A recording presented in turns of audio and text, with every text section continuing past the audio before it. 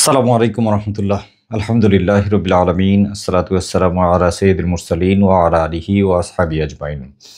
সিলেটের কোনো মসজিদে, ইস্ট লন্ডন মসজিদের সম্মানিত খতিব আব্দুল কাইয়ুম হাফিজাউল্লাহ তিনি এসেছেন এবং তিনি বাংলায় খুতবা দিয়েছেন।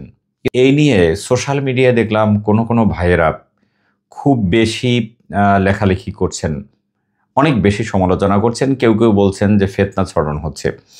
এই বিষয়ের উপরে সোশ্যাল মিডিয়ায় বিভিন্ন রকম ফতোয়া আছে। বিশ্বের বড় বড় আলেমরা এ বিষয়ে কথা বলেছেন এবং গোটা পৃথিবীতে আমাদের এই উপমহাদেশ ছাড়া মাতৃভাষায় খুতবা বেশি দেয়া হয়। নানান রকম কথাবার্তা বলছেন, আমি সে বিষয়ে কথা বলছি না। আমি শুধুমাত্র একজন ভাই তার পেজে এই বিষয়ের উপরে কথা লিখেছেন, আমি সেখানে শুধুমাত্র লিখেছিলাম আসসালামু আলাইকুম, বাংলায় জুমার খুতবা কি গুনাহের কাজ?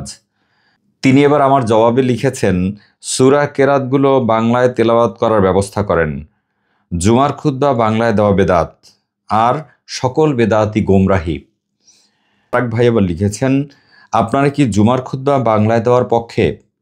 আরেক ভাই লিখেছেন, প্রিয়, সারা জীবন সহিহ হাদিসের ডিলারি করেছেন, আজকে এই দিনে এসে বাংলায় খুতবা দেওয়া গুনাহের কাজ কিনা এই প্রশ্ন করেন কেন? আপনি সহিহ হাদিসের দলিল দিয়ে দেখিয়ে তারপরে বাংলায় খুতবা দিন, আমাদের সমস্যা নেই। আর যদি মানুষকে ধোঁকা দিয়ে বাংলায় খুতবা দেন তাহলে বেদাত, আর বেদাত হলে অবশ্যই গুনাহের কাজ। আর একজনে লিখেছেন, অবশ্যই গুনাহের কাজ।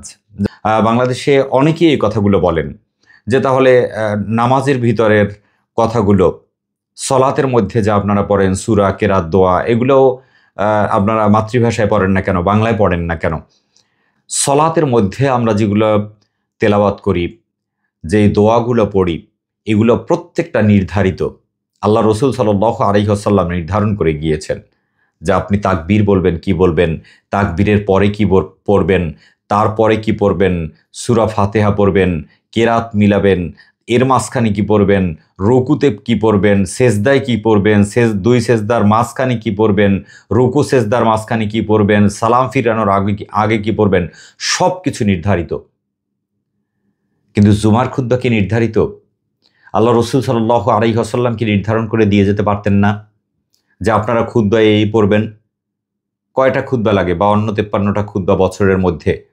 মক্কা এবং মদিনায় খুতবা দেন, তারাও কিন্তু খুতবা লিখে নিয়ে আসেন, তাদের ভাষায় তারা কথা বলেন, তবে এর মধ্যে কোরআন হাদিস থাকে, কোরআন হাদিসের ব্যাখ্যা তারা এখানে করেন, সমসাময়িক বিষয় নিয়ে কথা বলেন। এই যে 12 চাঁদের খুতবা লেখা হয়েছে, বাংলাদেশের লক্ষ লক্ষ মসজিদে 12 চাঁদের খুতবা দেওয়া হয়, এটা কি আল্লাহ রসুল সাল্লাল্লাহু আলাইহি ওয়াসাল্লাম কর্তৃক নির্ধারিত? এই 12 চাঁদের খুতবা লেখার অনুমতি এরকম নির্ধারণ করে দিয়ে যাওয়া, আরবিতে এরকম নির্ধারণ করে দিয়ে যাওয়ার অনুমতি কে দিয়েছে? ঠিক আছে, আপনারা বললেন বাংলায় দেয়া যাবে না খুতবা, বা মাতৃভাষায় দেয়া যাবে না। কে আপনাকে আমাকে অধিকার দিয়েছে 3টা খুতবা দেওয়ার? আল্লাহ রসুল সাল্লাল্লাহু আলাইহি ওয়াসাল্লাম জুমার দিনে এসে তিনি কি 3টা খুতবা দিতেন? বা খুতবার আগে বসে এরকম কোনো বয়ান করতেন? কোনো নজির কি আছে? আল্লাহ রসুল পারতেন না আমাদের জন্য এটা নির্ধারিত করে দিয়ে যেতে এই খুতবাগুলো?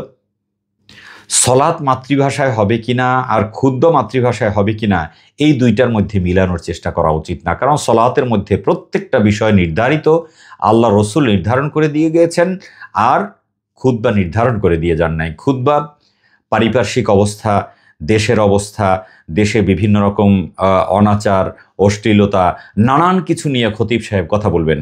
সেই বিষয়ের উপরে যদি সাধারণ মানুষ নাই বুঝে, তাহলে কিভাবে আমল করবে? গোটা পৃথিবীতে খোঁজ নিয়ে দেখুন এ বিষয়ে কে কিভাবে আমল করে। যাই হোক, আমি আসলে ফতোয়ার বিষয়ে আবারও যাচ্ছি না, বিনয়ের সাথে অনুরোধ করবো একটু পড়াশোনা করে সেই বিষয়ে কথা বলা উচিত। আল্লাহ তাআলা রব্বুল আলামিন আমাদেরকে সকল বিষয়ে সহি বুঝ দান করুন এবং আল্লাহ এবং আল্লাহ রসুল সাল্লাল্লাহু আলাইহি ওয়াসাল্লাম নির্ধারিত পন্থায় আমাদের জীবনযাপন করার তৌফিক দান করুন। আমিন। আসসালামু আলাইকুম ওয়া রাহমাতুল্লাহি ওয়া বারাকাতুহু।